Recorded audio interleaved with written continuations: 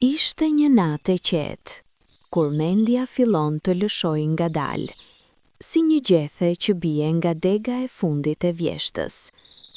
Ajri ishte i freskët, plot me aromën e ëmbël të tokës së lagur, me erën e lehtë të pishallave dhe të lisave të vjetër që qëndronin si rojtar të heshtur të pyllit.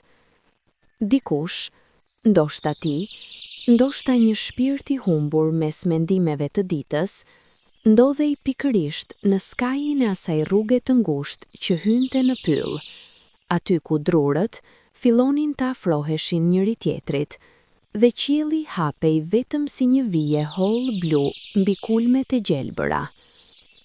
Rruga ishte e mbuluar me gjethëza të buta gjethjesh. Shtresat e shumta vjeshtash të kaluara kishin krijuar një tapet të trash dhe të ngrohtë nën këmbë. Çdo hap binte pa zhurmë të madhe, vetëm një shushurim e lehtë, si fjala e fundit para se të flesh. Ndërmjet degëve, drita e hënës depërtonte në copa të vogla argjendi, pikëllonte tokën dhe shkëlqente mbi gjethet e lagura nga vesa e mbrëmjes. Mori frymë thellë. Ajri hyri i freskët dhe i pastër në përmushkri, me shije si uji i burimit të ftohtë.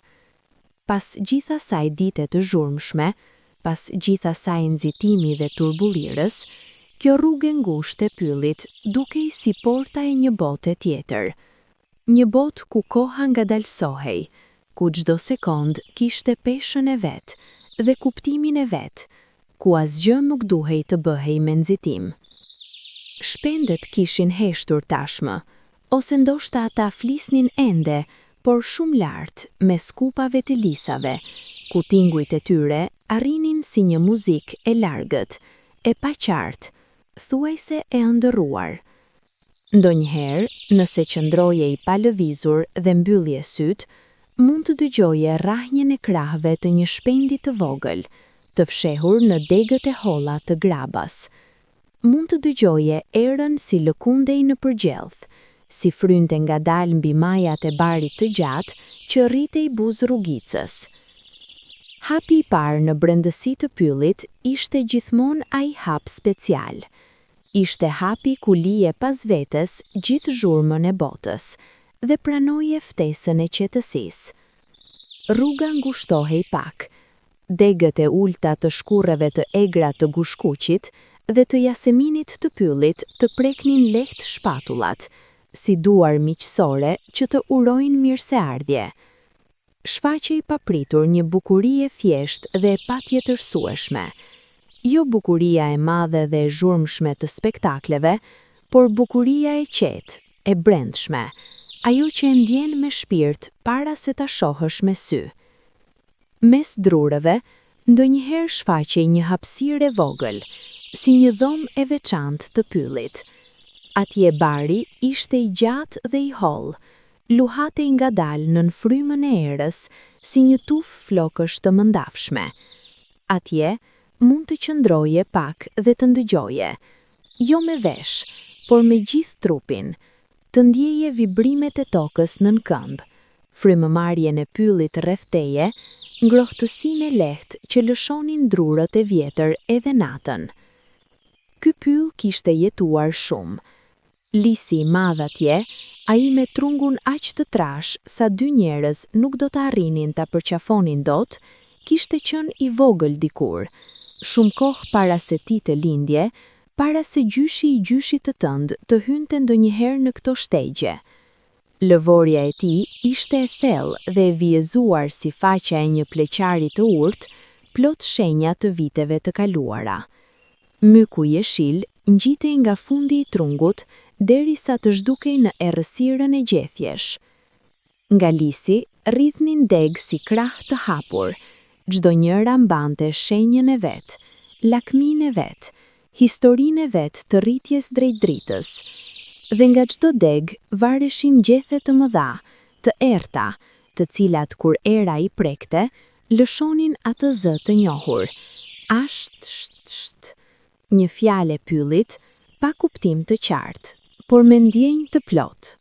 Rruga vazhdonte. Nën këmbë, midis guriçkave të rrumbullakosura nga uji i stinëve, rriteshin myqe të buta dhe të njoma.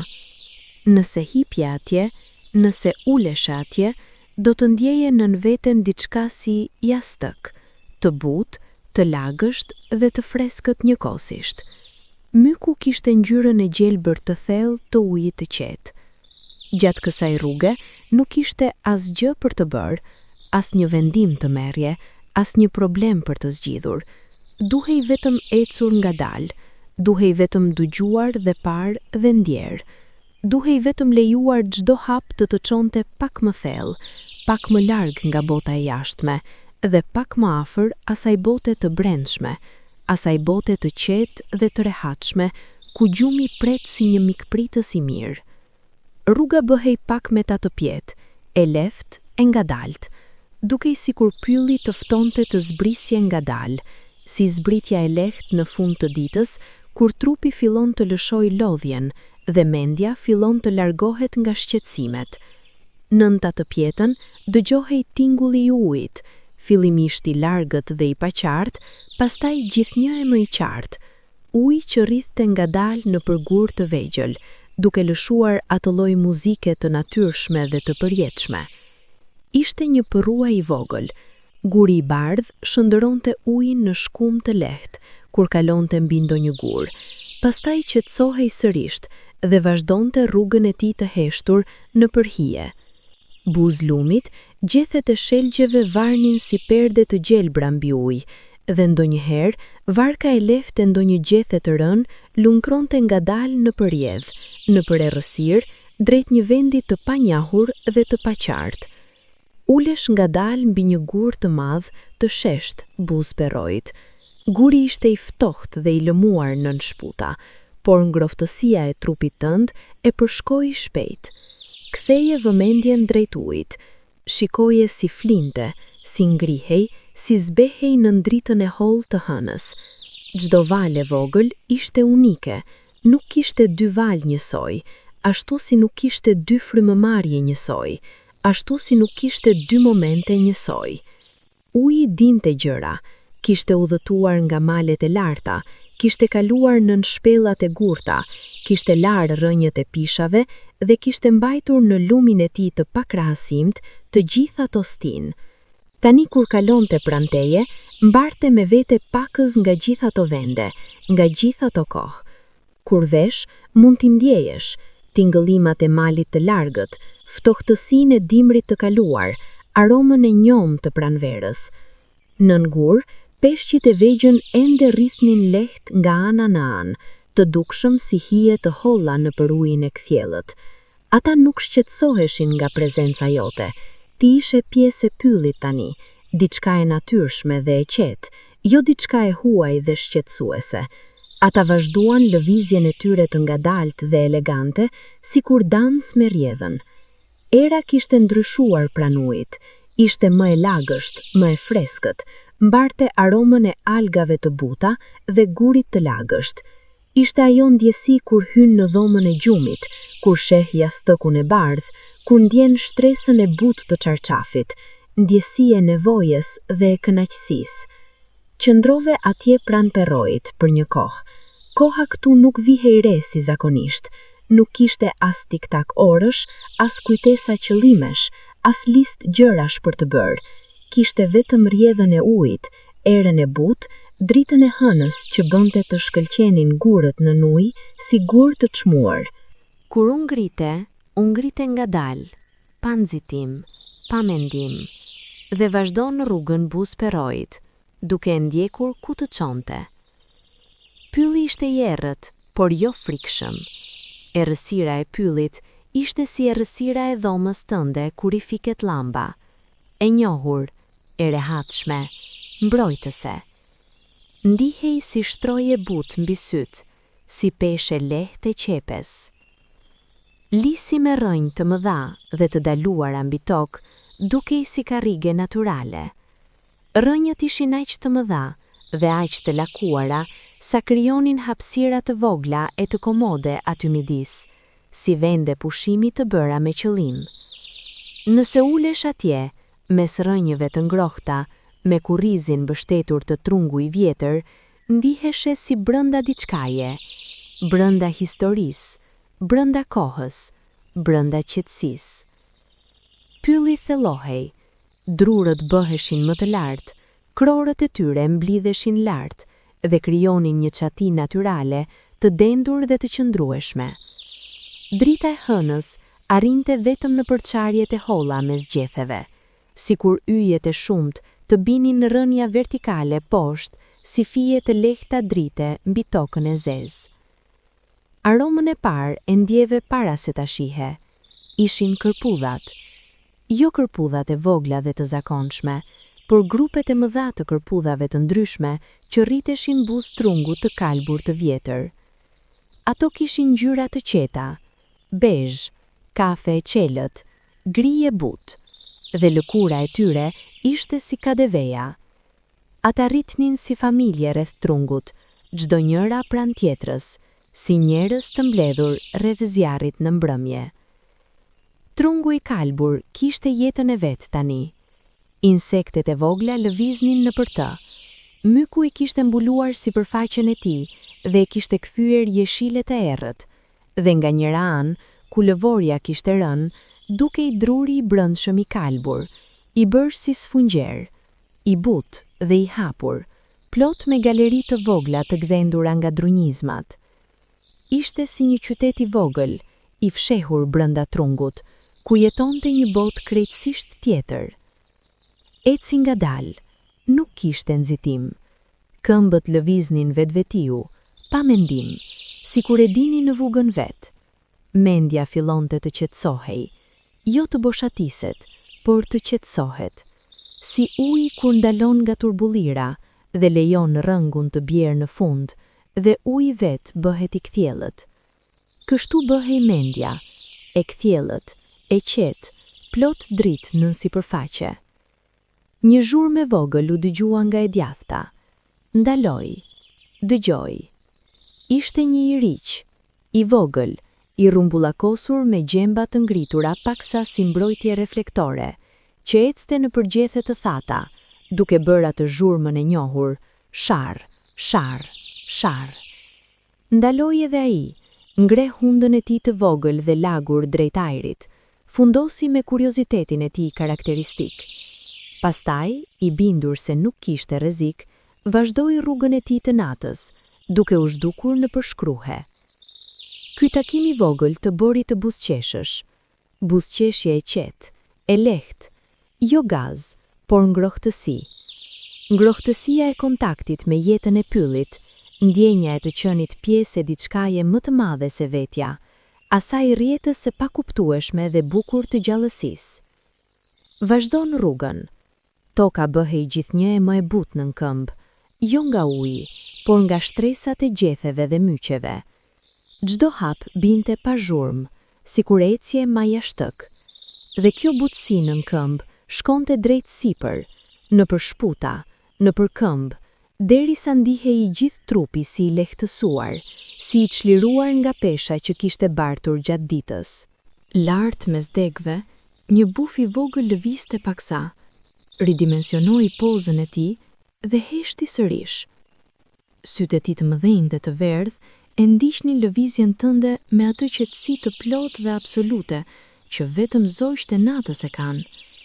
Ai nuk kishte frikë. Ti nuk kishe frikë. Ishit dy qenie në të njëjtin pyll, nën të njëjtin qiell, dhe kjo mjaktonte. Pylli kishte zona të veçanta, vende ku ndija se koha kishte ndaluar, vende ku ajri ishte pak më i ngrohtë ose pak më i ftohtë, vende ku aroma ndryshonte dhe kthehej si ndonjë amintim i largët. Kur kaloje nëpër to, trupi i tregonte para mendjes, ja, ky vend është special. Ndodhe pikërisht në një vend të tillë. Pylli hapi pak, drurët u hapën pak dhe krijuan një hapësirë të vogël rrethore, si sallë e vogël natyrale. Mesi hapësirës kishte një grup gurash të sheshta, të mbuluara me myqe dhe rrethuar me barë të gjatë. Mbi to, drita e hënës binte e plot, jo e ndarë, jo e ngjyrur nga gjethet, por e bardhë dhe e qartë, si drita e llampës mbi tavolinë. Rrotull hapësirës, drurët qëndronin si spektator të heshtur. Garia kishte lëshuar fije të holla mbi tokë, fije si fijet e mëndafshët, dhe ato shpëlanten lehtë kur era prekte. Aty këtu, lulet e vogla të pyllit, delikate, pa emër, ngjyrë vjollce e zbehur dhe të bardha, rriteshin midis barit, duke lëshuar parfum shumë të lehtë dhe shumë të holla, ndoshta vetëm imagjinar, por shumë real. Ule mbi gurët e mbuluara me myqe. Myku ishte si jastëk i natyrës, i butë në nduar, i ftohtë, i njom. Mbuloje duart mbi gjunjë dhe mbylle sytë. Kur sytë mbyllen, dëgjimi bëhet më i mprehtë. Fillove të dëgjosh me vëmendje më të madhe gjithçka rreth teje. E para, era. Jo zhurma, por tingulli i erës, ajo frymëmarrje e lehtë e ajrit mes gjetheve. Fillimisht e mërzitshme dhe monotone, pastaj gjithnjë e më e çuditshme, gjithnjë e më interesante. Kishte ritme brenda saj, perioda qetësie, pastaj lëkundje pak më fort, pastaj qetësi sërish, si frymëmarrja e gjallësës së madhe të pyllit. E dyta, ujin. Larg, i paqartë por i vazhduar, perroji i vogël që kishte lënë pas kishte vazhdime të tjera, kishte degëzime, kishte vëllezër dhe motra në përgjithë pyllin. Tingëllima e ujit ishte si bazament i muzikës, gjithmonë atje, nën gjithçka tjetër, duke mbajtur gjithçka të lidhur. E treta, insektet. Korriku i pyllit, krikec, karkaleca, jo ato të dhimbshme të rrugëve të ndriçuara, por ato të pyllit, me zëra më të thellë dhe më të lirë. Kishin tonin e tyre, kishin ritmin e tyre, dhe bashk krijonin një simfoni primitive, por të përsosur. E katërta, zemra jote.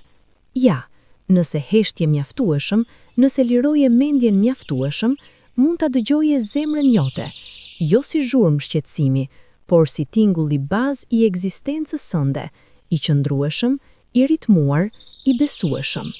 Edhe vrahja e zemrës sënde fillonte të sinkronizohej ngadalë me ritmin e pyllit rreth teje, sikur bëhesh pjesë e tij.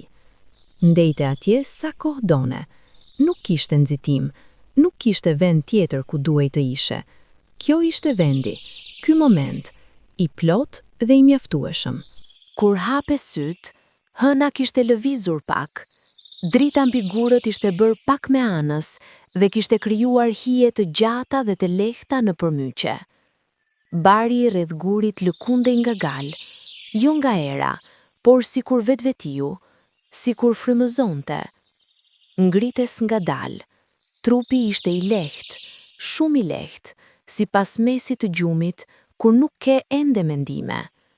Vazhdon ecjen, duke u larguar nga hapësira rrethore dhe duke u thelluar sërish në përpyll. Rruga tani kthehej pak lart, ta të pjeta e butë që të çonte drejt malit të vogël në mes të pyllit. Nuk ishte mali vërtet, thjesht lartësi e vogël, grumbull gurrësh të vjetër i mbuluar nga drurët.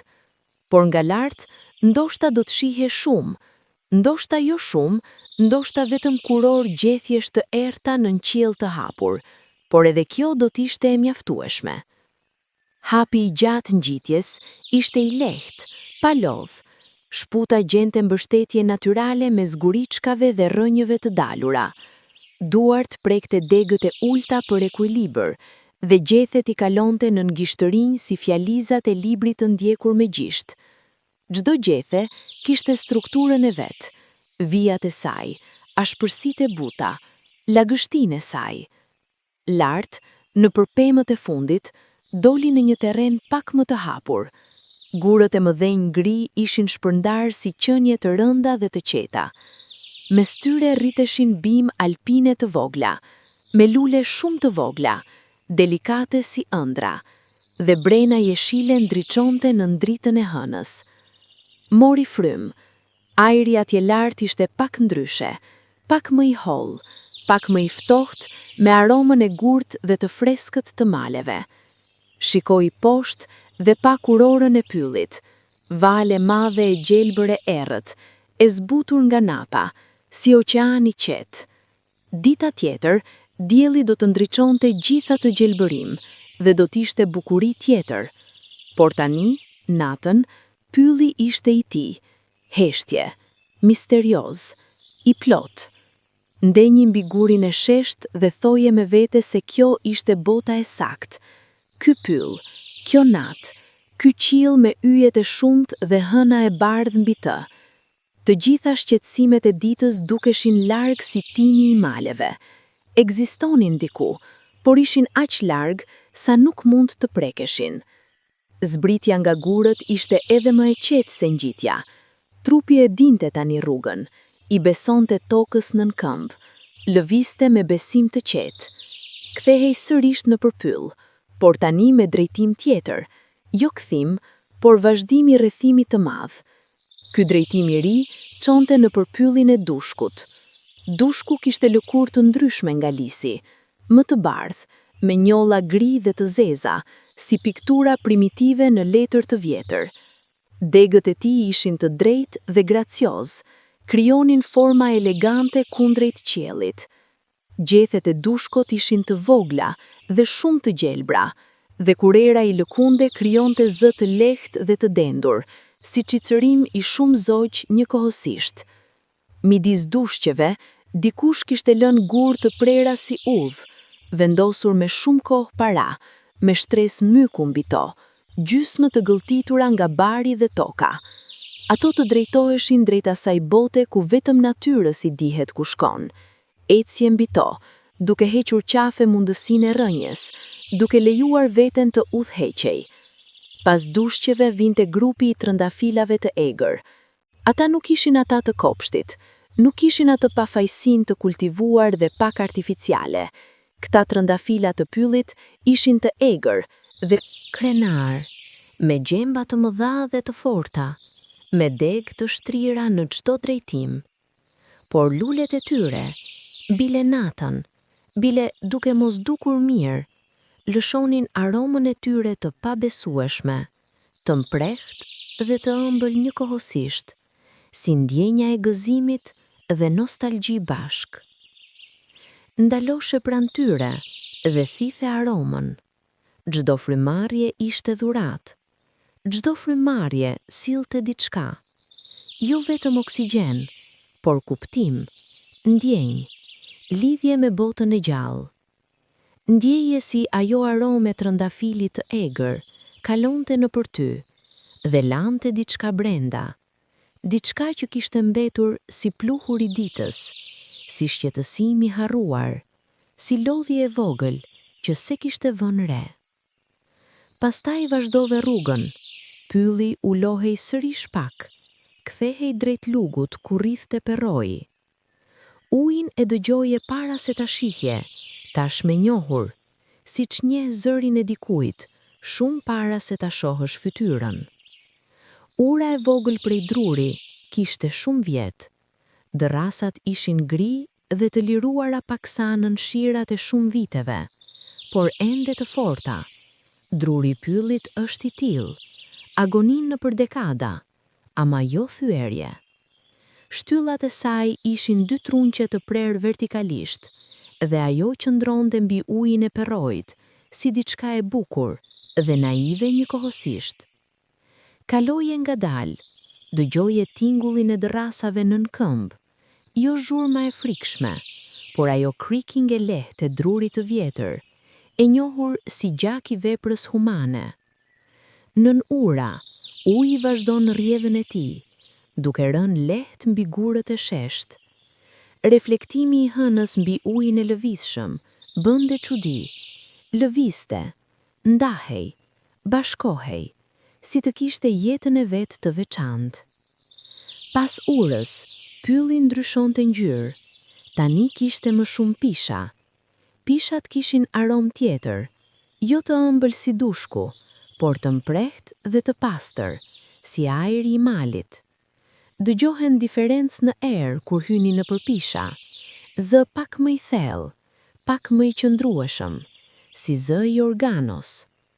Koni i pishës rrithte nën këmbë si ruaza të mëdha druri, dhe ndonjëherë gishti i këmbës godiste lehtë njërin, dhe ai rrithte diku me disa lëvizje të çuditshme dhe komike. Lart, ku pishat vurin kryet, kurorët e tyre ishin të cilindrike dhe të errta. Nuk kishte gjethe të rrëzuara si tek lisi, pishat ruanin gjithçka, gjithmonë jeshile, gjithmonë të pjota. Kishin atë qëndresë stoike të evergreens, ne jemi gjithmonë këtu, gjithmonë jeshile, gjithmonë gati. Aromë pishe zinte frymarrjen tënde plotësisht. Ndjeje si kalonte në përhund, në përgyt, si arrinte mushkërit dhe i mbushte me diçka kaq të pastër, sa vinte si e panevojshme çdo shqetësim tjetër. Aromë pishe kishte forcë qetësuese, jo sepse ishte e dobët, por sepse ishte e vërtet dhe e natyrshme. Ishte aromë që kishte ekzistuar para njeriut dhe do të ekzistonte pas tij.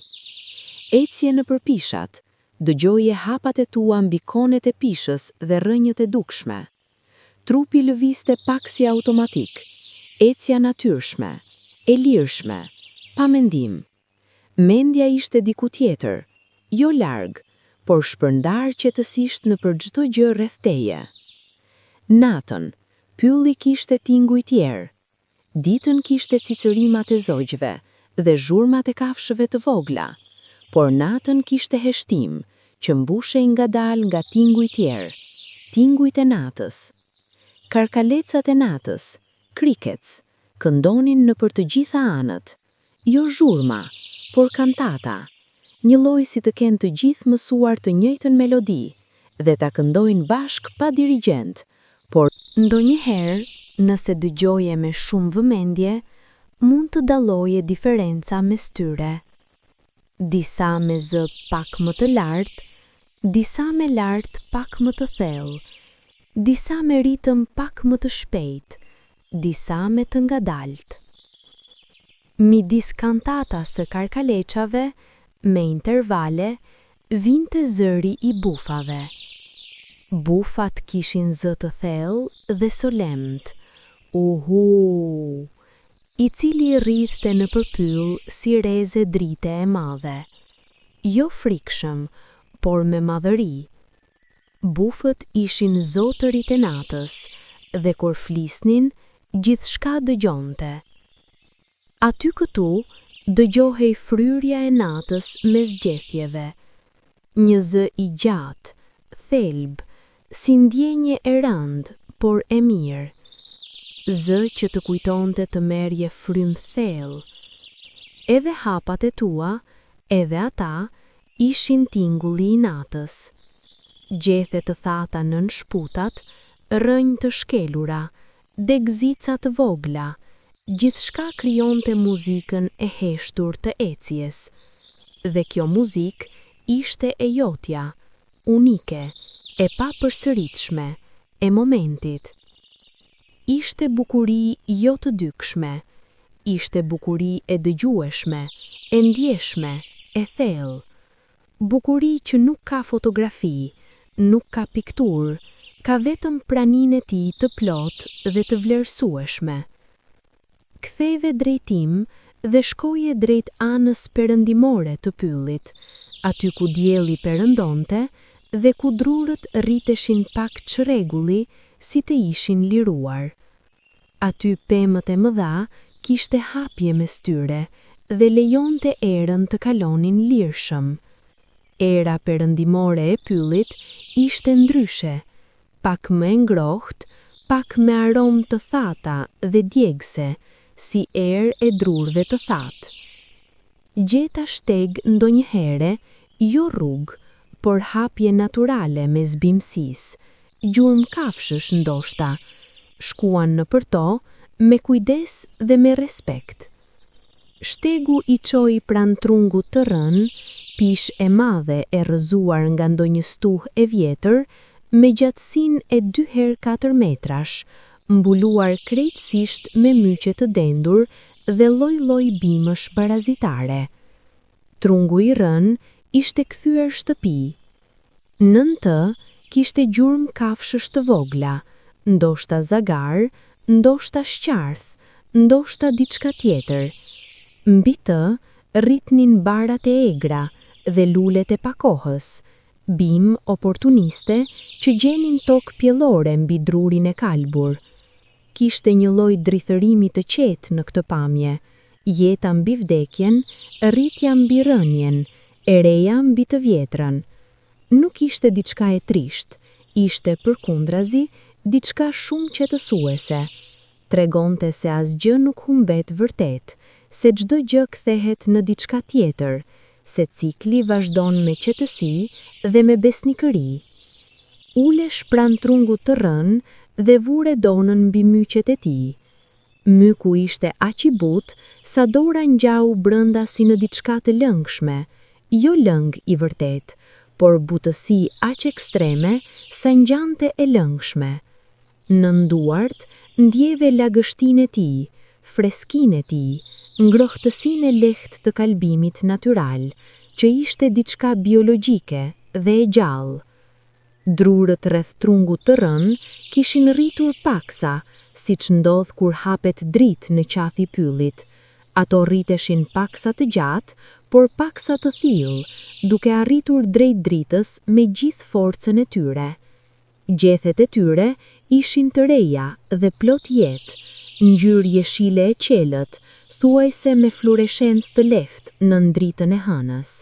Era e lehtë lëkundi gjethet e larta dhe dëgjove atë zë të njohur. Sht, sht. I gjithë pylli si i frymëzonte bashk. Ishte zë i madh dhe njëkohësisht i butë, si orkestër që luante pianissimo, me forcë të plotë, por me zë të ulur, me intensitet, por pa agresivitet. Mbyllje sytë sërisht për pak, leje çdo zë të hyjë, erën, ujin e largët, karkalecat, frymëmarrjen e pyllit, leje se cilën të zër vendin e vet brenda teje, pa luftë, pa filtrim, pa gjykim, vetëm pranim, vetëm dëgjim, vetëm qetësi. Rruga vijonte poshtë atë pjetës së butë, drejt fundit të pyllit, ku drurët fillonin të raroheshin dhe dëgjohej zhurma shumë e largët e botës, por ajo zhurma ishte aq e largët sa nuk shqetësonte, ishte vetëm kujtimi lehtë se bota ekzistonte edhe jashtë kësaj paqe. Kalove pranë gurës së madhe, gurin me lartësi rreth 2 metrash që qëndronte vetëm mes pyllit si ndonjë dëshmitar i hershëm. Sipërfaqja e tij ishte e coptuar nga era dhe shiu, plot me çarje të vogla ku kishte futur rrënjët mos dhe fytëzat e vogla të bimëve. Ngjyrën e gurit mund ta imagjinoje në dritë ditore, gri e thellë me nuanca jeshile dhe kafe, por natën ishte i zi dhe argjend, sipas se ku binte hëna. Rrotull gurit, toka kishte qenë e mbrojtur nga shiu dhe ishte e thatë dhe e butë. Rëra e imt kishte grumbulluar atje, e bardhë si sheqer në dritën e hënës, dhe mbi të ishin gjurmët e vogla të zogjve, 4 pika simetrike, shumë të rregullta, të çuditshme si shkrimi i ndonjë alfabeti të harruar. Ulet pranë gurit, në anën e mbrojtur nga era. Atje ishte pak më e ngrohtë, pak si gropa e vogël mbrojtëse. Shpinat e mbështeta te guri dhe ndjeve ngrohtësinë e tij. Guri ruan ngrohtësinë e ditës dhe e lëshon ngadalë natën, si dikush që jep me dorë të hapur dhe me zemër të hapur. Nga ky vend pa të gjithë pyllin drejt jush, drurët e nartë drejt qiellit, hapjet e vogla ku hëna depërtonte, lëvizjet shumë të ngadalta të gjetheve. Ishte si tabloja e gjallë, jo tabloja statike dhe e ngrirë, por tabloja naturale, e gjallë, e ndryshme çdo sekond dhe gjithmonë e bukur. Koha kaloi, nuk dije sa, nuk kishte rëndësi, ishe atje dhe kjo ishte e mjaftueshme. Nga drejtimet e ndryshme të pyllit vinin tinguj të ndryshëm. Nga veriu, pylli i dendur, vinte heshtje pothuajse absolute, me vetëm ndonjë deg të thyer ndonjëherë, ndoshta nga pesha e vesës. Nga jugu, ku pylli hapej pak drejt fushave, vinte era e kalit, e aromave të barit të lëvizur, e thëllëzave të fshehura në përkasht. Ngritu ngadalë dhe vazhdon eksplorimin. Tani gjendesh në zonën e shelgjeve, pemëve me degë të varse dhe të gjata që prekin pothuajse tokën, që krijonin dhoma të vogla nën vete. Nën shelgun e madh, nën perde të gjelbëra dhe të varse, ishte hapësira e fshehtë, si tendë natyrale, si streh e lehtë. Futesh nën shelgun. Brenda ishte i qetë dhe e errët. Degët rrethuese krijonin pengesë ndaj çdo zëri dhe litri të jashtëm. Ishe si brenda diçkaje, si brenda gjirit të madh të pemës. Era aty ishte e ndryshe, shumë e gjelbër, shumë e freskët, si erë bari të njom. Uji i perrojt, në për të cilin rrënjët e shelgut rritnin, ishte shumë afër, dhe dëgjoi atë çurr-çurr i vogël të ujit. Ndejtë atje, mendja e liruar kishte filluar të endej, jo me shqetësim, por me ëndërrim. Imazhe të buta dhe pa logjik të qartë shfaqeshin dhe zhyteshin, luleve të vogla ngjyrë vjollce, guri i bardhë nën ujë, fytyra e ndonjë të dashuri, aromë kafeje mëngjesi, muzikë nga larg. Imazhe të paarritshme, por të këndshme, si ëndra gjysmë tregohet gjatë gjumit të lehtë. Ky ishte kufiri mes zgjimit dhe gjumit. Mendja nuk ishte as plotësisht zgjuar, as plotësisht e fjetur. Ishte në atë terren të çuditshëm dhe të bukur, ku gjithçka ndihet si e rëndë dhe e lehtë njëkohësisht, ku trupi ka pushuar tashmë dhe mendja po ndjek rrugën e tij të fundit para se të dorëzohet. Shiu nuk ishte rënë, por era e tij ishte atje, ajo aromë petrikor, ajo erë e tokës para shiut. Ndonjëherë pylli e merrte këtë aromë nga lagështia e ajrit, nga mjeglla e hollë që vinte nga lumi i largët. Ishte aromë premtimi i shiut që do të pastrojë gjithçka, që do të lajë çdo pluhur dhe do të lërë botën e re dhe të pastër. Rruga tani kishte ndryshuar ngjyrë, toka kishte bërë pak baltak, pak argjilore, dhe këmbët linin gjurmë të lehta nëpër të. Gjurmët jote mbeteshin, cop-cop, si hartë e rrugës sate, si histori e heshtur e ecjes sate nëpër këtë pyll. Ndërgjethet, në dritën e hënës, çdo pikë vese shkëlqente. Çdo pikë kishte botën e vet të vogël brenda, reflektimin e pemëve dhe qiellit, si lloj lence miniaturiste. Nëse uleshe dhe soste, shihje botën e pyllit të pasqyruar shumë herë, nga kënde shumë të vogla, si lloj mrekullie miniaturesh të shumëzuara sa herë të doje. Eci nëpër zonën e bardhë të thuprave, pemëve të shtrënditshme me lëkurë të bardhë dhe të hollë si letër. Thupra kishte diçka hynure në natyrën e saj. Lëkura e bardhë ndriçonte natën si llamba e vet, dhe degët e holla trembeshin me çdo frymëmarrje ere. Kur era godiste thuprat, bënin një cicërim të hollë dhe të lartë, shumë të ndryshëm nga zëri i lisit apo pishës, të lehtë dhe kuptim plot, si melodi pianoje.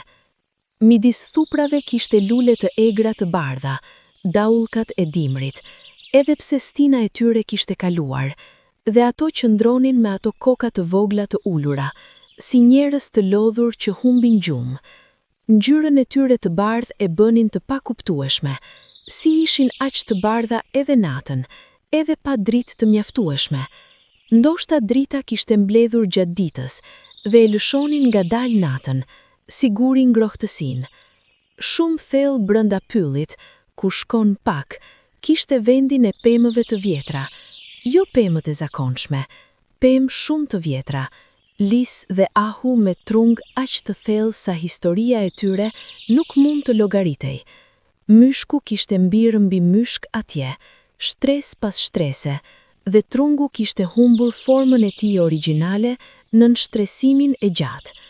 Rrënjët e atyre pemëve të vjetra ishin si sisteme lumenjsh sipër tokës, rrjeta komplekse të lidhura dhe të ndara, duke krijuar formacione si izobare harte topografike.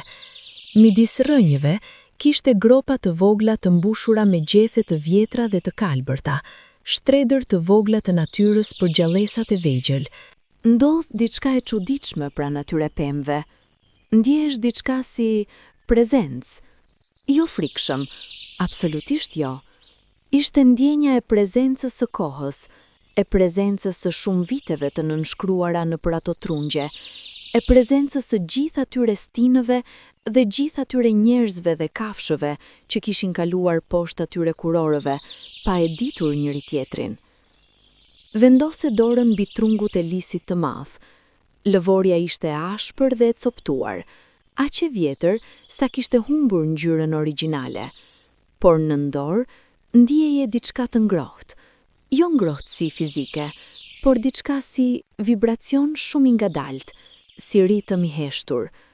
Ndoshta ishte lëngu i pemës duke lëvizur brenda, ndoshta ishte diçka tjetër, ndoshta ishte vetëm imagjinata e lirë dhe e qetë e mendjes tënde. Mbylleje syt dhe mbaje dorën atje. Ndjeve si qetësia e pemës kalonte nëpër dorë, nëpër shpatulla, nëpër shpinë.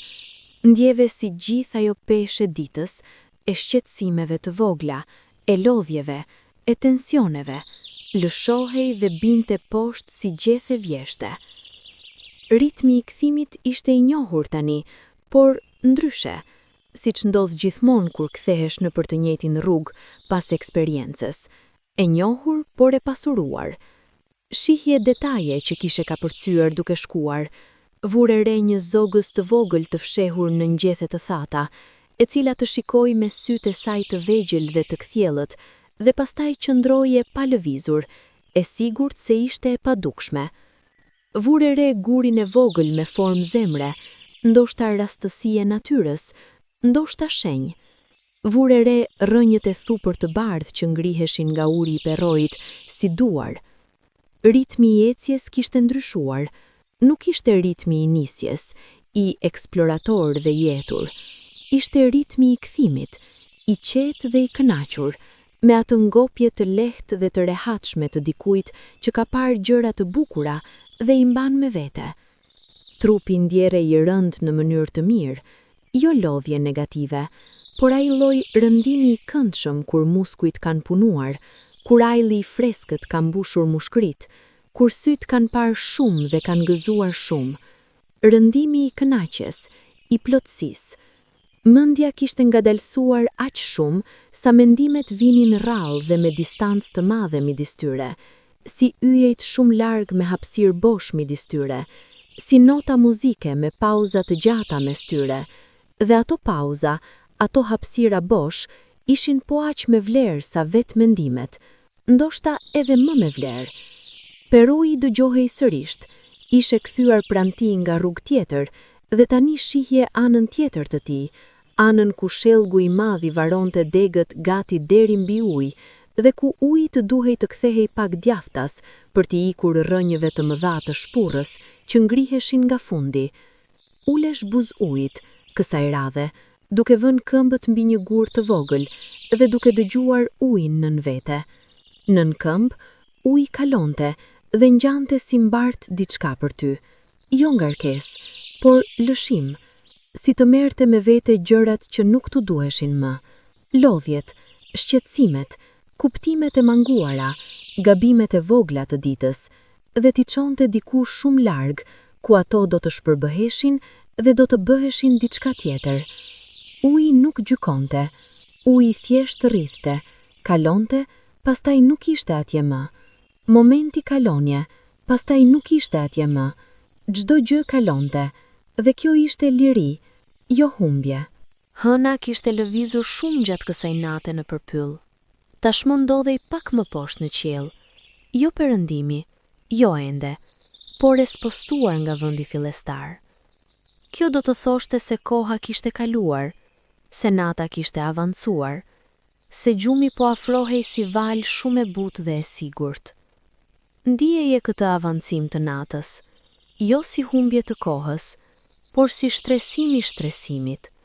Si çdo orë natës është stres tjetër mbi shtresën e mëparshme, dhe bashkë ndërtojnë thellësinë e gjumit të ardhshëm. Gjumi i mirë ka thellësi, nuk ndodh menjëherë, por ndërtohet, stres pas shtrese, e udhëhequr nga qetësia. Pas perrojit pylli ndryshonte sërish. Kishte arritur zonën e luleve të egra, fushës të vogël mes drurve, jo shumë e madhe, por e hapur dhe e ajruar. Atje bari ishte i gjatë dhe i verdhë jeshil, plot me lule të vogla, disa të bardha, disa jeshile, disa me ata yje të vegjël vjollce. Fushëza nuk kishte rrugë të qartë nëpër të. Shkoje nëpër bar duke e ndarë me këmbë dhe duke ndjer atë butësi dhe lagështi të lehtë rreth këmbëve. Mesi i fushëzës kishte diçka të veçantë. Atje bari ishte pak i shtypur. Ndoshta ndonjë kafshë kishte fjetur atje, ndoshta çerdhja e dikujt tjetër. Shtrojosja e natyrshme e barit krijonte lloj mbushje të mirë, plot ajër dhe diçka pak ndryshe nga toka e fortë. Shtrireshë atje, mbi barin e shtypur, sytë gjak derdhja drejt qiellit. Qielli natën, kur qëndroje shtrirë dhe shikoje direkt lart, ishte i pafundëm. Jo vetëm i madh, i pafundëm. Nuk kishte fund atje lart. Yjet vazhdonin, galaktikat vazhdonin, hapësirat vazhdonin derisa mendja ndalonte dhe thoshte, mjaft, nuk mund të kuptoj kaq. Por kjo mosarritje e kuptueshme nuk shkaktonte ankth, shkaktonte paqe, sepse nëse bota ishte aq e madhe dhe aq e pafundme, atëherë problemet e vogla të ditës ishin aq të vogla. Aq të vogla sa u bën pothuajse të padukshme nga ky kënd, nga poshtë pyllit, shtrirë mbi bar, nën qiellin e pafundëm. Ajri ishte i ftohtë tani, jo i ftohtë shqetësues, i ftohtë i pastër, i ftohtë i natës, i ftohtë që ndiheshe mirë. Faqet tua, nëse i prekte me duar, ishin të freskëta. Hunda thithte ajër të ftohtë dhe nxirrte si avull të hollë, pothuajse të padukshëm. Nuk dihet sa kohë qëndrove shtrirë atje. Kur u ngrite, trupi ishte shumë i qetë, shumë i rëndë dhe i lirshëm njëkohësisht. Sipas masazhit të thellë, kur muskujt kanë lëshuar tension dhe kanë mbetur si diçka e butë dhe e lëngshme. Vazhdon rrugën. Tani ecja ishte akoma më e ngadalt, jo nga lodhja, por nga qetësia e plot. Nuk kishte asnjë arsye për të shpejtuar. Çdo hap kishte vlerën e tij, çdo moment kishte kuptimin e tij. Kalove pranë bledzave të pyllit, jo blet të shtëpisë, por blet të egra, të vogla dhe të zeza, të fjetura tani natën brenda zgavrave të pemëve. Nuk i shihje, por dije se ishin atje. Dije nga xumximi shumë i lehtë, pothuajse imagjinar, që vinte nga guri i çari majt. Ata flisnin edhe duke fjetur ndoshta, ose ndoshta ishte vetëm gjumi i tyre që qarkullonte nëpër zgavrën e gurit si ajër. Drurët e fundit para hapjes drejt botës ishin thypra shumë të holla dhe me lartësi mesatare. Degët e tyre të holla dilnin horizontalisht dhe krijonin një lloj korridori horizontal mes tyre. Ecja nëpër të duke i preke lehtë degët me duar. Ato trembeshin pak nën prekje dhe pastaj ktheheshin ngadalë, si të valzonin lam të mirë. Para se të dilje plotësisht nga pylli, ndaloje dhe ktheheje. Shikoje sërish nga vinte, atë errësirë të thellë dhe misterioze të dendur të drurve, ato fijet e dritës mes gjetheve, ato botë të veçantë dhe të plotë. Pylli nuk kishte nevojë për ty. Pylli ekzistonte pa ty dhe do të vazhdonte të ekzistonte. Por mbrëmja kaluar brenda tij ta kishte dhënë diçka të pakuptueshme plotësisht me fjalë, por shumë të ndjejshme. Atë ndjenjë të thellë se bota është mirë, se gjithçka është ashtu siç duhet të jetë, se ke vendin tënd brenda kësaj të gjithash. Ktheve syt drejt rrugës para teje. Shtëpia ishte aty diku, e ngrohtë, e ndriçuar pak, me shtretërin e bardhë dhe jastëkun e butë, me qepën e rëndë dhe qetësinë e plotë, me gjumin e thellë dhe pa ëndra, ose me ëndra të bukura, siç ndodh pas natëve si kjo. Ecja drejt shtëpisë kishte ritmin e vet, ritmi i kthimit, ritmi i fundit. Çdo hap ishte pak pranë rehatis, pak pranë çlodhjes totale. Trupi e dinte se ku shkonte dhe priste me padurim të butë dhe pa ankth. Dhoma ishte e qetë, era e shtëpisë, e njohur dhe e dashur, arome druri dhe e leckes dhe diçkaje shumë personale, të priti si objatimi ngrohtë. Dritaret ishin të mbyllura, por nëpër to shihej jashtë, errësira e natës, ndonjë yll i dukshëm, ndonjë degë e shquar e pemës së kopshtit. Vure rrobat e tjera, ato të buta, ato të preferuara. Ndjeje lehtësinë e tyre menjëherë, si hiqej pesha e ditës bashkë me rrobat e ditës. Si veshje e re, ndjenjë qetësie dhe të përgatitjes. Jastëku ishte i ftohtë kur vure faqen mbi të. Ndjenjë preferuar, ftohtësia e jastëkut të freskët kundrejt faqes së ngrohtë. Kjo kontrast i vogël, por shumë i këndshëm. Mbuloja me gjorganin. Ngrohtësia filloi menjëherë të mblidhet, nga të katër anat, nga poshtë dhe mbi. Ngrohtësi e qetë dhe e besueshme si objatim. Trupi filloi të lëshonte ngadalë, si lëshon dorën që ka mbajtur shumë gjatë. Syt ndiheshin të rëndë. Ishte rëndimi i mirë, jo rëndimi i sëmundjes ose e dhimbjes, por rëndimi natyral i gjumit që afron. Syt mbylleshin ngadalë dhe hapeshin pak me vështirësi, pastaj mbylleshin sërish pak më gjatë. Çdo frymëmarrje ishte pak më të thellë se e mëparshme. Mushkërit mbusheshin plot dhe zbrazeshin ngadalë, dhe me çdo zbrazje dukej sikur diçka tjetër lëshonte, diçka e hollë, e lehtë si avull. Mendja filloi të tregonte imazhe të pyllit, gjethet, uji, drita e hënës mbi myqet jeshile, imazhe shumë të qeta dhe shumë të bukura, si fotografi të nxjerra me lente të butë. Imazhet nuk kishin logjik narrative, vinin dhe shkonin si ret, pa rregull dhe pa qëllim, por gjithmonë të bukura. Pylli ishte akoma atje. Nuk ishte shkuar askund. Ishte atje, në errësirën e natës, me karkalecat e tij dhe bufët e tij dhe ujin e tij. Ishte atje edhe nëse ti nuk ishe atje. Ekzistonte plotësisht me gjithë bukurinë dhe qetësinë e tij. Dhe dije se mund të ktheheshe. Çdo natë nëse duhej, mund të ktheheshe atje. Në për të njëjtin shteg, në për të njëjtën erë pishe dhe ahu dhe lisi, në për të njëjtin zë të perrojit dhe kantaten e karkalecave. Pylli do të priste, i qëndrueshëm, i besueshëm, gjithmonë atje. Gjumi erdhi si val, jo si goditje, si vale butë oqeani që ngren trupin ngadalë dhe e lëviz.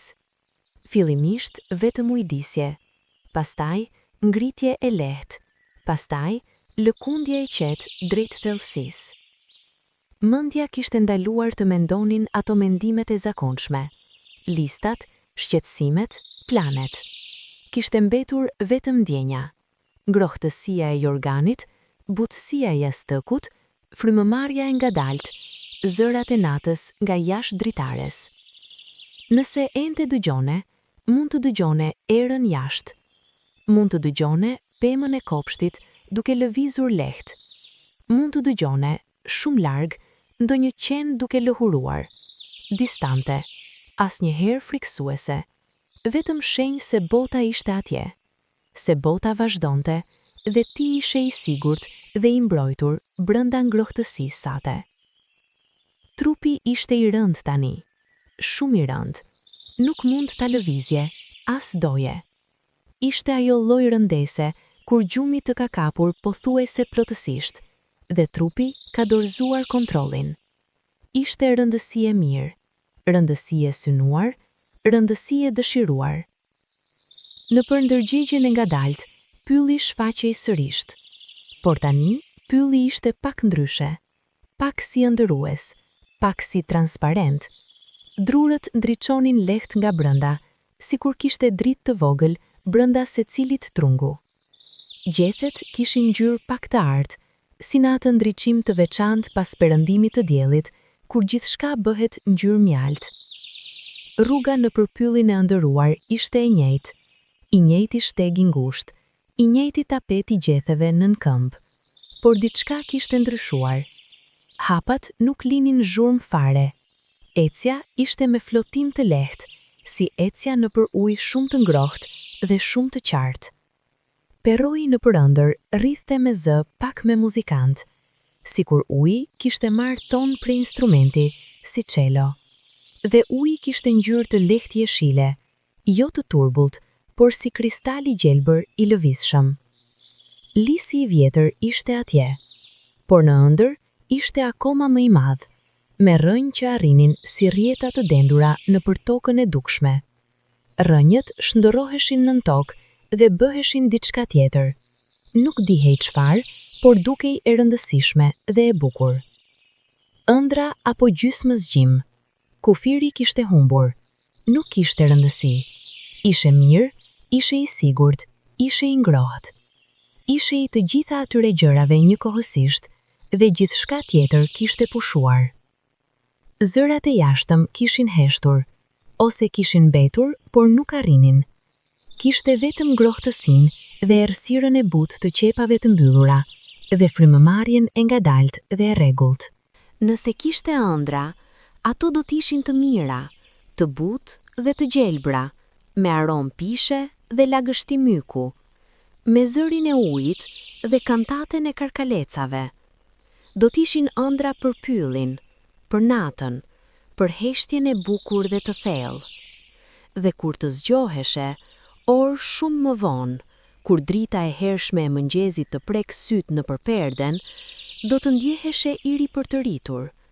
Fjalë jo të mjaftueshme, jo thjesht i pushuar, por si i larë nga brenda, si i pastruar nga gjitha jo që kishte grumbulluar gjatë ditëve të kaluara, si pemë pas shiut. Por tani nuk ishte ende mëngjes, tani ishte thellë natës, dhe gjumi ishte i plot dhe i thellë si uji i liçenit të qetë. Pylli ishte atje jashtë, nën errësirë dhe yje. Pemët kalonin natën ashtu si i kalonin të gjitha netët, me qetësi, me durim, me atë pranim absolut të çdo stine dhe çdo ore. Rrënjët thithnin lagështinë e tokës, gjethet ruanin vesën, kërcynjt lëvizin shumë pak me çdo erë. Karkalecët vazhdonin kantaten e tyre, të pandalur, të palodhur, të qëndrueshëm si rrahja e dhemrës. Do të këndonin deri në agim, pastaj do të heshtnin me paraqitjen e dritës dhe do të rihapnin zërat e tyre me errësirën e natës vijuese. Bufat kalonin në ajrin e pyllit, bas zhurmë, krahët e tyre të mëdhenj dhe të butë nuk bënin gati asnjë zë. Ata shihnin gjithçka. Sytë e tyre të mëdhenj dhe adaptuar ndaj errësirës shihnin botën ndryshe, shihnin lëvizjet e vogla dhe grimcat, shihnin gjithçka me një qartësi të pabesueshme. Nata kishte thellësinë e vet. Jo çdo orë natës ishte një lloj. Mesnata kishte karakter të veçantë, si pikë e mesmit, si momenti kur nata ishte krejt e saj, pas një mbetje dite dhe pas një premtim mëngjezi, thjesht nata e plot. Në orën e mesit të natës, pylli ishte krejt i vet, nuk kishte njerëz, nuk kishte zhurmën e makinave të largta, nuk kishte dritë artificiale nga asnjë dritim, kishte vetëm pyllin dhe qiellin dhe gjithë ata qenie të vogla dhe të mëdha që jetonin brenda tij. Ketrat flisnin atje lart, të mbuluar me bisht fllafi, në ngroft brenda foleve të tyre.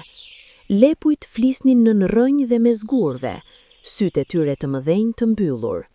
Dhelpra e pyllit ndoshta vazhdon rrugën e saj diku, duke nuhatur tokën, duke gjuajtuar, duke jetuar natën me gjithë sensin e saj të mprehtë dhe të hollë.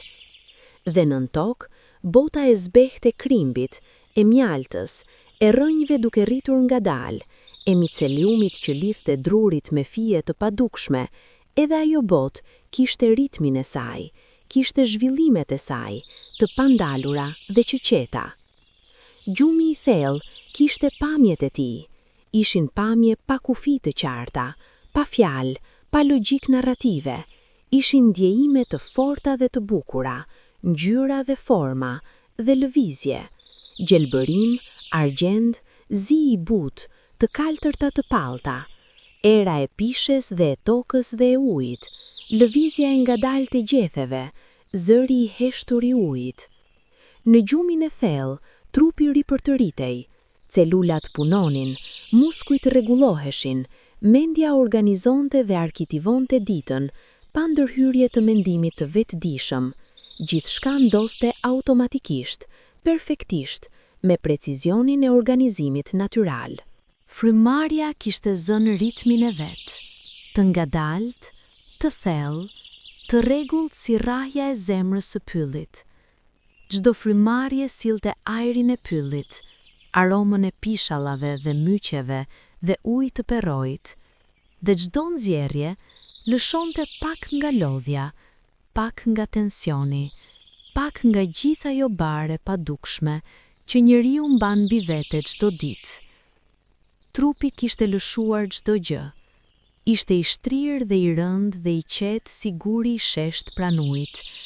Guri që kishte ndenjur atje prej kohësh dhe do të ndenjë akoma shumë kohë, i palëvizshëm dhe i sigurt, duke ndijuar ujin pranë dhe ajrin sipër. Nata kishte hyrë në fazën e saj më të thellë. Asnjë dritë, asnjë zhurmë jashtme, asnjë lëvizje tjetër pos erës shumë të lehtë që lëkunde degët e larta të lisave. Pylli kishte marrë atë qetësi absolute që vjen vetëm në orët e thella të natës. Jo heshtje boshe, por heshtje e mbushur, heshtje plot jetë të fjetura dhe ritme të ngadalta. Diku mes atyre drurve të vjetër, gjethet e lagura nga vesa, rënonin pika të vogla ujë poshtë, nga gjethe në gjethe, nga deg në deg, derisa arrinin tokën me atë tingullin shumë të hollë dhe shumë të butë. Tik, pastaj tëk tjetër, pastaj tëk, si ore natyrës, si metronomi i gjumit. Myqet e butë buzgurit thithnin atë lagështi, ngadalë, pa zhurmë, me atë kapacitetin e tyre të pazakont për të mbajtur ujin dhe jetën. Ata do t'i ishin akoma atje nesër dhe pas nesër dhe shumë dite net pas, të njomë dhe të gjelbër dhe të besueshëm. Rrënjët e pemëve vazhdonin të punonin edhe natën, thithnin ujë nga thellësia e tokës dhe e dërgonin lart në përtrungun e ngadalt deri te gjethet e fundit. Lëvizje shumë e ngadalt, pothuajse e pamatshme me instrumentet e zakonshme, por e vërtet dhe e qëndrueshme. Pemët nuk ndalonin asnjëherë. Vesa filloi të formohej mbi gjethe, pikla të vogla dhe perfekte, si perla të vogla që u vendosën pa zhurmë mbi çdo sipërfaqe. Çdo gjethe kishte të vetën, çdo fije zbari kishte të vetën, deri mbi konën e pishës, atje lart, ku rrallëherë vëmendja njerëzore arrinte, edhe aty kishte vesën e saj të vogël, duke shkëlqyer si diamant miniatyr. Yjet kishin lëvizur gjatë natës. Kur pylli kishte filluar mbrëmjen, Orioni ishte lart dhe qartë. Tani kishte zbritur drejt horizontit perëndimor, i ndjekur ngadalë dhe besnikërisht nga yjet shoqëruese. Lëvizja e qiellit ishte shumë e ngadalt për t'u vënë re në çdo moment të veçantë, por nëse shikoje larg dhe pastaj sërish, kishte ndryshuar. Gjithçka kishte ndryshuar pak, ngadalë, pa bujë. Kjo lëvizje e qiellit kishte ndodhur çdo natë para kësaj dhe do të ndodhte çdo natë pas kësaj, e pandalueshme, e rregullt si gjithçka natyrale. Sistemi diellor vazhdonte rrotullimin e vet, toka kthehej ngadalë, orët kalonin, nata avanconte drejt agimit. Por agimi ishte akoma larg, kishte akoma shumë orë qetësie dhe errësire dhe fjetjeje, kishte akoma shumë kohë brënda gjumit të thellë, brënda atyre valve të gjata dhe të buta, që trupi dhe mendja kalonin nëpër to, kur janë vërtet të çlodhuar. Në përpyllin e fjetur, nëse eci atje, por askush nuk eci, askush nuk priste, do të dëgjoje vetëm karkalecat, dhe perrojnë, dhe erën, do të ndjeje vetëm freskërinë e thellë të pyllit. Natës, atë ftohtësi të pastër dhe të shëndetshme, do të shihe vetëm errësirën e gjelbër dhe argjendën e hënës mbi myqet dhe gurët. Ishte bota që ekzistonte pa vëmendje njerëzore, e plot, e mjaftueshme, e bukur. Mendja, tani shumë e thellë brenda gjumit, kishte lënë gjithçka jashtë, gjithë ato mendime dhe plane dhe shqetësime dhe kujtesa. Kishte mbetur vetëm ndjenja baze e ekzistencës, frymëmarrja, ngrohtësia, qetësia. Ky ishte vendi ku trupi ripërtërihej, ky ishte vendi ku fëmijët rriten gjatë natës, jo metaforizë, por biologji. Hormoni i rritjes lirohet kryesisht gjatë gjumit të thellë. Ky ishte vendi ku kujtesa konsolidohej, ku informacioni i ditës kalonte nga memoria afat shkurtër tek ajo afat gjatë, ku gjithë ato eksperienca dhe mësimet bëheshin pjesë e qëndrueshme e personalitetit. Gjumi nuk ishte pasivitet. Gjumi ishte puna e fshehur e trupit dhe mendjes, puna e rindërtimit, e riorganizimit, e ripërtëritjes. Dhe kjo punë bëhej mirë vetëm në qetësi dhe errësirë dhe frymëmarrje të ngadalt, pikërisht ashtu siç ishte tani. Pylli, atje jashtë, bënte të njëjtën punë. Natën, pemët shpërndajnë oksigjenin, jo si ditën, kur prodhohet, por ai që kishte grumbulluar, i pastër dhe i bollshëm. Natën, toka thith lagështin dhe e shpërndante rënjët. Natën, insektet kryejnë punën e tyre të çmuar, jo bletët i ditore, por ata të natës, po aq të rëndësishëm, po aq të pazëvendësueshëm. Gjithçka kishte kohën e vet, gjithçka kishte natën e vet. Agimi nuk kishte ardhur ende, por nata kishte kaluar kulmin e saj.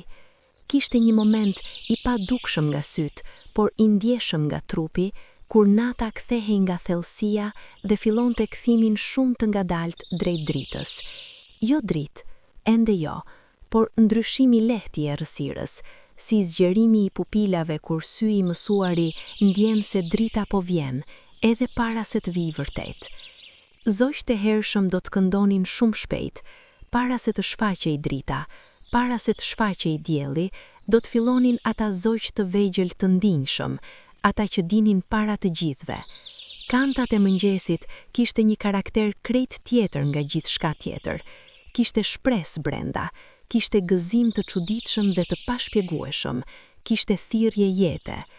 Por tani akoma kishte heshtje dhe qetësi dhe gjumë. Akoma kishte orë para atyre zërave të parë. Akoma ishte koha e pyllit dhe e natës dhe e rehatis. Shtrihu, merr frym ngadalë, lejo trupin të rëndohet akoma më shumë mbi shtratin, mbi jastëkun, mbi qepën e butë. Lejo mendjen të lundrojë lirisht, pa drejtim, pa qëllim, thjesht të lundrojë si gjethe mbi ujë. Nëse shfaqet pylli nëpër mendime, lëre të shfaqet. Nëse shfaqen gjethet dhe myqet dhe uji i perrujt, lëre të shfaqen. Janë miq të qetë, miq që nuk kërkojnë asgjë dhe nuk japin asgjë pos qetësie. Lisi i vjetër i pyllit kishte parë shumë net si kjo. Kishte parë hënën e plot mbi kurorën e vet, dhjetra e vjetra herë. Kishte parë shiun dhe borën dhe breshërin dhe erërat e mëdha. Kishte parë pemë të tjera rriteshin pranë tij dhe pastaj rrënonin. Kishte parë kafshë të lindnin në hijen e tij dhe pastaj të plakeshin dhe të zhdukeshin. Por Lisi vazhdonte. me ato rrënjë të thella dhe të qëndrueshme, me ato trungun e trash dhe të fortë, me ato degë të zgjeruara si krah mbrojtës, Lisi vazhdonte. Sezoni pas sezoni, nata pas nate. Kishte diçka thellësisht qetësuese në këtë qëndrueshmëri. Në botën njerëzore, gjithçka ndryshonte shumë shpejt, teknologjia, moda, zakonet, njerëzit, por pylli ndryshonte ngadalë, aq ngadalë sa duke i pandryshuar. Dhe kjo ngadalësi kishte vlerë të jashtëzakonshme. Ishte kujtuese se ekzistonte edhe ritmi i ngadalt, edhe koha e gjatë, edhe qëndrueshmëria. Ti, duke fjetur, ishe edhe ti pjesë e asaj qëndrueshmërie. Trupi yt i ndërtuar nga miliarda vjet evolucioni, me atë sistemin e gjumit aq të sofistikuar dhe aq të bukur, me atë kapacitetin për të çlodhur dhe ripërtëritur, me atë lidhjen e thellë me ritmet e natyrës. Era kishte ndryshuar pak në orët e fundit të natës. Kishte marrë diçka prej agimit të ardhshëm, pak me freski, pak me lehtësi, si të nuhaste nga shumë larg premtimin e dritës. Jo ngrohtësi dielli, akoma jo, por ndryshimi holl, shumë i holl, i ndjeshëm vetëm nga ata që kujdesen të dëgjojnë. Myqet kishin thithur lagështinë e natës dhe ishin bërë edhe më të buta, edhe më të njomë se ndonjëherë. Nëse i prekje tani me duar, nëse hidhje dora mbi myqet e gurit pranë perrojit, do të ndije lagështinë e tyre të butë dhe të ftohtë, si të fusje duar në diçka të gjallë dhe të ndjeshme. Uji të perrojit nuk i ndryshoi ritmi, vazhdonte i njëjti, çurr, çurr, çurr. I njëjti tani sikur kishte filluar mbrëmja, i njëjti si ditën, i njëjti si çdo natë para kësaj. Uji ishte ndoshta qenia më e qëndrueshme e pyllit, gjithmonë në lëvizje dhe gjithmonë i njëjti njëkohësisht, si paradoks i bukur. Në një organin e ngrohtë, trupi i fjetur ishte edhe ai si uji i perrojit, gjithmonë duke funksionuar, gjithmonë duke lëvizur brenda, gjithmonë duke kryer punën e tij të qetë dhe të padukshme. Zemra rrithte, mushkrit lëviznin, gjaku qarkullonte. Dhe mendja, atje thellë, organizonte dhe ëndrronte dhe ripërtëritej. Ëndrat e mëngjesit, ato ëndra të lehta dhe qarta që vinë kur nata po mbaroi, ishin ëndra pylli. Ishin ëndra të gjelbërta dhe të freskëta, me aromat e tyre dhe tingujt e tyre. Ecja në përshtegjet e heshtura, ndalja pranë gurit madh, dëgjimi i ujit, pamja e hënës mbi myqet. Ëndrat nuk kishin frikë, nuk kishin tension, nuk kishin asgjë të pakëndshme. Ishin thjesht bukuri dhe qetësi, sikur ndjenja e mbrëmjes kalon natën dhe bëhet gjendje e brendshme vazhdueshme. Nëpër ëndrrën, pylli fliste, jo me fjalë, por me ndjenja. Thoshte se ishe i mirëpritur, thoshte se ishe i sigurt, thoshte se kishin kohë, shumë kohë, dhe nuk kishte asgjë të nxituar, asgjë të ngatëruar, asgjë të frikshme. Dhe trupi besonte. Trupi dinte ta dëgjonte këtë gjuhë primitive dhe të vërtetë. Trupi, me gjithë inteligjencën e vet biologjike, e kuptonte mesazhin e pyllit dhe lëshoi akoma më thellë, akoma më plot, akoma më i çlodh. Kur errësira filloi, shumë ngadalë, të bëhej pak më e lehtë, jo dritë ende, thjesht pak si humbje e errësirës absolute. Pylli mori ngjyrë tjetër. Zeza e dendur bëhej gri shumë e errët, pastaj gri pak më e çelët, pastaj filluan të dallohen format, trungu, dega, kupa e largët e lisit. Ishte çast magjik, çasti kur bota rifitonte formën e vet, ngadalë dhe me hijeshi, si tabloja e pikturuar shumë ngadalë, vizë pas vize, ngjyrë pas ngjyre. Fillimisht vetëm format e mëdha, pastaj hollësit, pastaj ngjyrat. Zëri i parë i zogut erdhi nga larg, i holl, i lartë pak i pasigurt si të ishte pyetje. Pastaj heshtje, pastaj sërish, pak me vendos, pastaj nga drejtim tjetër, zëri i dytë, edhe ai i hershëm, edhe ai I lehtë. Dhe pastaj gradualisht filloi simfonia e agimit, ngjitja graduale e korit të zogjve, çdo njëri duke I shtuar zërin e vet, çdo njëri duke konfirmuar se nata kishte mbaruar dhe dita kishte filluar. Por ti ishe akoma në gjumë. Ajo muzikë e hershme hyri nga larg, si muzikë nga dhoma tjetër, e dëgjueshme, por e pamjaftueshme për të zgjuar. Ishte thjesht shtresë tjetër e ëndrrës, bukuri tjetër mbi bukuritë e kaluara. Pylli I agimit kishte aromë tjetër nga pylli I natës. Vesa kishte mbledhur gjatë natës mbi gjithçka, dhe tani me fillimin e ngrohjes shumë të lehtë të ajrit, ajo vesa fillonte ngadalë të avullonte. Avullimi I vesës çlironte aromat e bimëve, arome freskët dhe e gjalbër dhe e pastër, si arome gjërave të reja. Gjethet kishin lagështim mbi to. Çdo gjethe kishte pikën e vet të vesës, perfekte dhe të kthjellët, shumë e paqëndrueshme, por shumë e bukur. Kur drita e parë e agimit, ajo dritë ansore dhe rozë të herëve të para, arriti mes drurve, preku pikat e vesës dhe I ktheu në diamanta të vogla rozë. Për disa minuta, I gjithë pylli shkëlqente, jo me ndriçim artificial, por me atë shkëlqim të brisht dhe të çmuar të vesës mëngjesi. Në gjitha të bukuri, pylli vazhdonte punën e tij. Pemët fillonin fotosintezën, procesi I heshtur dhe I mrekullueshëm, ku drita kthehej në jetë, ku ajri dhe uji dhe dielli bashkoheshin dhe bëheshin material biologjik, ushqim, rritje. Procesi që kishte mbajtur jetën në tokë për qindra milion vjet, I njëjti sot, si ditën e parë. Gjumi po lehtësohej. Valët e gjumit të thellë kishin kaluar dhe tani ishte gjumi I lehtë I mëngjesit, I ndryshëm, por po aq I vlefshëm. Ky ishte gjumi I ëndrave të qarta dhe të kujtueshme, gjumi I frymarrjes pak më të sipërfaqes, gjumi ku njeriu është pak më I vetëdijshëm për mjedisin rreth tij. Ngrohtësia e jorganit ishte akoma e plotë dhe e rahatshme. Jastëku kishte marrë formën e kokës dhe ishte diçka e personalizuar dhe shumë e rahatshme. Trupi kishte gjetur pozën e vet perfekte. Ajo pozë ku çdo gjymtyr ishte e qetë, ku asnjë vend nuk kishte presion të pakëndshëm, ku gjithçka ishte ekuilibër. Ëndrat e fundit kishin të bënin me hapësirën dhe lirinë, hapjet e gjelbra mes drurve, qielli hapur mbi pyllin, era që merrte me vete çdo gjë të rëndë. Ishin ëndra të çlirimit, jo çlirim nga diçka e keqe, por çlirim drejt diçkaje të mirë. Dita do të vinte, dita gjithmonë vinte, me detyrat e saj dhe gëzimet e saj dhe zhurmat e saj.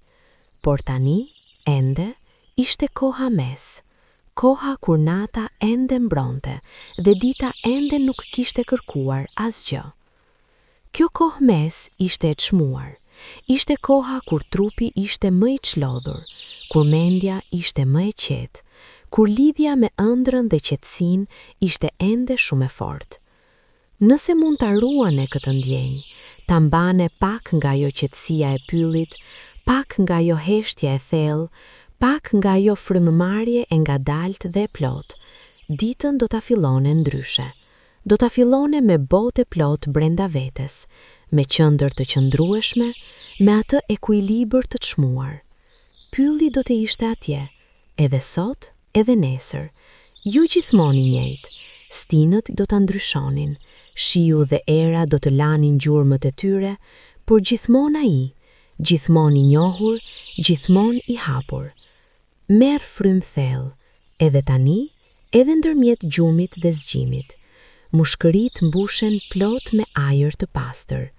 Pastaj, ngadalë, zbraz, dhe me çdo zbrazje, lëshon pak nga çdo gjë.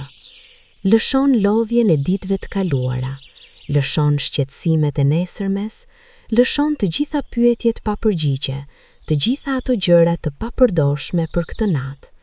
Çdo frymëmarrje ishte e re, çdo qast ishte I ri, Çdo moment kishte qetësinë e vet, kishte mjaftueshmërinë e vet. Pylli natën, ai pyll i heshtur dhe misterioz dhe i bukur, ishte brenda teje tani. Jo si kujtim, por si ndjenjë, si shtresë e shtuar mbi shpirtin, si myku mbi gurin, pa bujë, pa ngutje, pa as pak zhurmë, por real dhe i qëndrueshëm dhe i bukur. Fle thellë dhe qetë. Fle me gjithë peshën e lehtë të trupit mbi shtratin, me gjithë butësinë e organit rreth teje, me gjithë qetësinë e natës jashtë. Pylli është atje, lisi i vjetër është atje, i qëndrueshëm dhe i fortë. Perroi është atje, duke rrjedhur pa pushim, duke kënduar pa pushim. Myqet e gjelbra janë atje, të njoma dhe të buta, duke thithur çdo pikë ves. Karkalecat kanë heshtur tashmë, por do të kthehen mbrëmjen tjetër, besnik dhe të pandalshëm si gjithmonë. Dhe ti je këtu, i sigurt, i ngrohtë, i qetë, i mbrojtur nga jorgani dhe nga nata dhe nga gjitha ajo qetësi e madhe që bota mund të ofrojë, nëse e kërkojmë, nëse i kushtojmë vëmendjen tonë, nëse bëjmë atë hap të parë brenda pyllit, atë hap ku leje pas shqetësimet dhe pranon ftesën e qetësisë. Fle mirë, fle thellë, pylli do të presë. Nata e thellë kishte zgjeruar qetësinë e saj mbi gjithçka, mbi pyllin dhe lumin dhe gurat dhe myqet, mbi drurët e vjetër me trunj të trash, dhe mbi filizat e rinj që sapo kishin zënë rënj, mbi folevet e vogla të zogjve dhe mbi zgavrat e thella ku jetonin kafshët e natës, mbi çdo gjë dhe mbi ty.